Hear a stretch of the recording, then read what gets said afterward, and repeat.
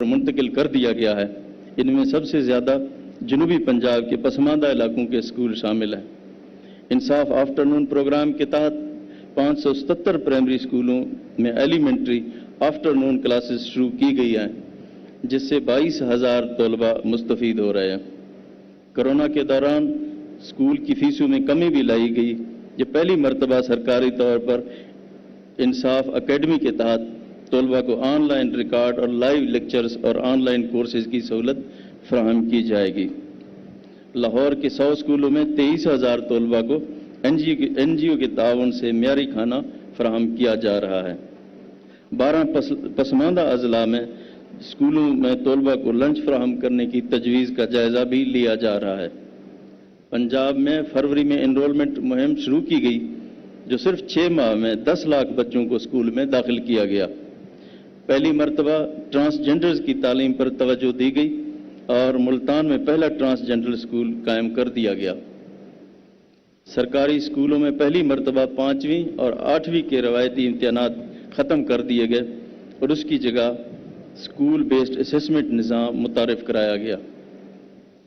پنجاب بھر میں دانش اسکولوں کے نظام میں بہتری لائی جا رہی ہے اور ہم نے وہاڑی ٹبہ سلطانپور میں اور ننکانہ صاحب میں سینٹر آف ایکسیلنس کے منصوبے مکمل کیے۔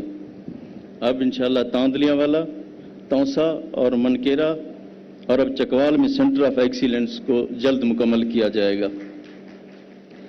میں آخر میں اس عزم کے ساتھ اپنی گفتگو سمیٹنا چاہوں گا کہ حکومت پنجاب تعلیم کے فروغ اور اس کے لیے مزید اقدامات کا سلسلہ انشاءاللہ جاری رکھے گی۔ اللہ تعالی ہم سب کا حامی و ناصر ہو۔ پاکستان پائندہ باد۔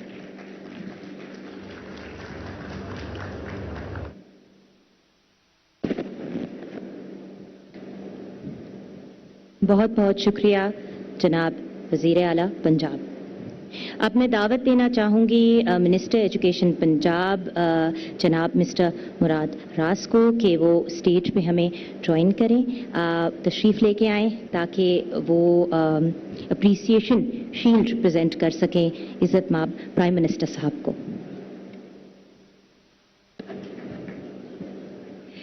وزیر اعظم پاکستان عمران خان کا پورے ملک کے لیے یکساں نصاب تعلیم کا خواب یقینی طور پہ اب پورا ہونے جا رہا ہے۔ آئیے مل کے استقبال کرتے ہیں وزیر اعظم اسلامی جمہوریہ پاکستان جناب عمران خان صاحب کا۔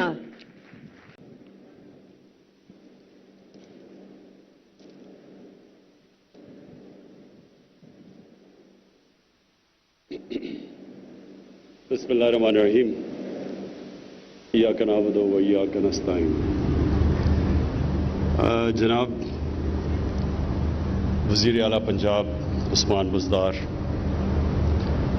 میں جب بھی ادھر آتا ہوں لاہور میں اور آپ کی پریزنٹیشنز لیتا ہوں کہ مختلف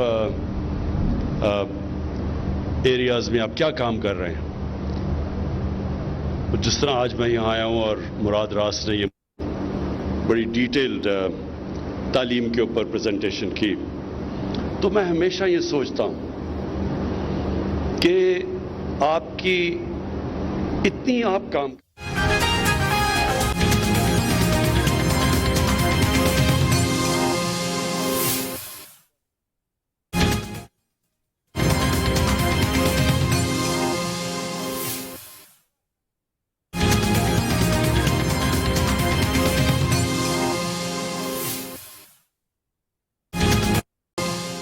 وہ اس لیے کہ ہمارے ملک میں بدقسمتی سے تعلیم کے اوپر زور کسی نے دیا ہی نہیں، تعلیم پرائرٹی نہیں تھی، اور پھر جو ہماری جس طرح کی ڈیموکریسی رہی ہے اس میں یہ ہوتا ہے کہ اب 5 سال کے بعد الیکشن ہے، اور جو پچھلا دور تھا یعنی کہ 88 سے لے کے 99 تک، تو وہاں تو صرف 2.5 سال گورنمنٹ چلتی تھی۔ تو جب جو بھی پاور میں آتا تھا وہ یہ سوچتا تھا کہ میں وہ کام کروں، اگر میں نے میٹرو بنانی ہے تو 5 سال تک کمپلیٹ ہو تاکہ میں اس کے اشتہار دے کے اور اگلی الیکشن جیت جاؤں۔ نہ اس ملک میں ڈیمز بنی، آج یہ آپ سوچیں کہ ہمیں सस्ती और साफ बिजली मिल सकती थी पाकिस्तान में अगर हम सिर्फ डैम्स बना देते, पानी के ऊपर बिजली बना देते, जो कि बनाई गई। जो अफसोस से मुझे कहना पड़ता है कि इस मुल्क में डेमोक्रेट्स ने नहीं किया, मिलिट्री डिक्टेटर ने जो 2 बड़ी डैम्स बनाई, और उससे कितनी देर तक पाकिस्तान को फायदा हुआ, हमारी इंडस्ट्री को, लोगों को सस्ती बिजली मिली हमें। लेकिन उसके बाद किसी ने सोचा नहीं कि आगे का फ्यूचर जनरेशंस का क्या बनेगा, और हमने सबसे महंगी बिजली, और वो भी इंपोर्टेड फ्यूल के ऊपर बना ली, क्योंकि कोई दूर की सोच नहीं थी, शॉर्ट टर्म थिंकिंग थी। इलेक्शन आएगा, ये चीज को मैं बेचूंगा और इलेक्शन जीत जाऊंगा। तो ना हमने अपने मुल्क में आने वाली जनरेशंस के लिए सोचा कि यहाँ मुल्क में हम तबाह कर रहे हैं अपने जंगलात, जो अंग्रेज भी छोड़ के गए थे, जंगल छांगा मांगा, और ये इनको भी हमने तबाह कर दिया।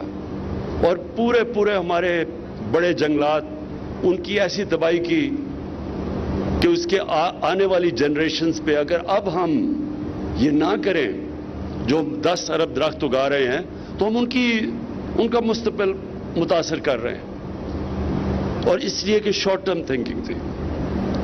तो आज जो आपने कई चीजें इनमें से की, उसमें सबसे पहले तो मैं जो एक निसाब, एक करिकुलम, देखें ये पाकिस्तान में क्यों नहीं किया गया।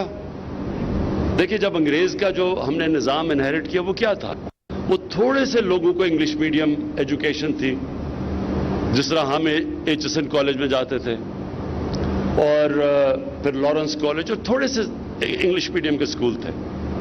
लेकिन ये अंग्रेज ने बनाए क्यों थे?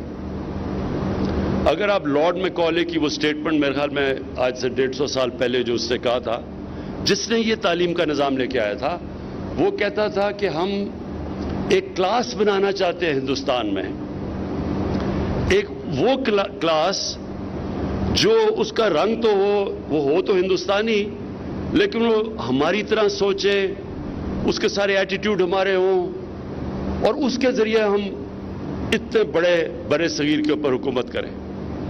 तो वो जिनको ब्राउन साहब कहते हैं, वो बनाए उन्होंने एक खास तालीमी निज़ाम से।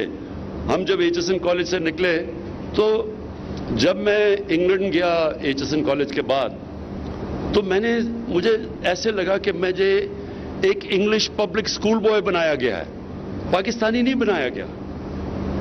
मेरे अपने कल्चर से भी दूर किया गया उस तालीम के निज़ाम ने, मेरे दीन से भी दूर किया गया।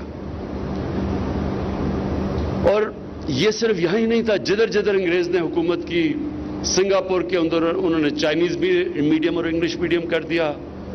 जिधर भी वो गए, उन्होंने एक इंग्लिश मीडियम छोटी सी क्लास के लिए, बाकी दूसरों के लिए, अवाम के लिए। अब असूलन तो जब हम आज़ाद हुए थे, तो हमें सबसे पहले अपना तालीम का निज़ाम ठीक करना चाहिए था। हमें एक सिंथेसाइज, एक ही सिलेबस लाना चाहिए था, एक ही करिकुलम, ताकि एक कौम बनती। उसके बजाय तीन तरफ निकल गए, एक तरफ दीनी मदरसे चले गए, एक तरफ उर्दू मीडियम, और छोटी सी क्लास के लिए इंग्लिश मीडियम। और इंग्लिश मीडियम भी इस तरह तालीम इवॉल्व हुई कि वो तालीम के ऊपर कम जोर था, देसी वलैती बनाने का ज्यादा जोर था। तौर तरीके सारे वो ले लिए, एटीट्यूड्स वो ले ली, ज़हनी गुलामी ले ली दूसरे कल्चर की। और जो एक जो मुल्क और या एक इंसान जो चीज बिकती है दुनिया में, वो होती है ओरिजिनल थॉट। जब आप किसी और कल्चर की ज़हनी गुलाम बन जाते हैं, तो आप अच्छे गुलाम बन सकते हैं, आप बड़ा काम नहीं कर सकते।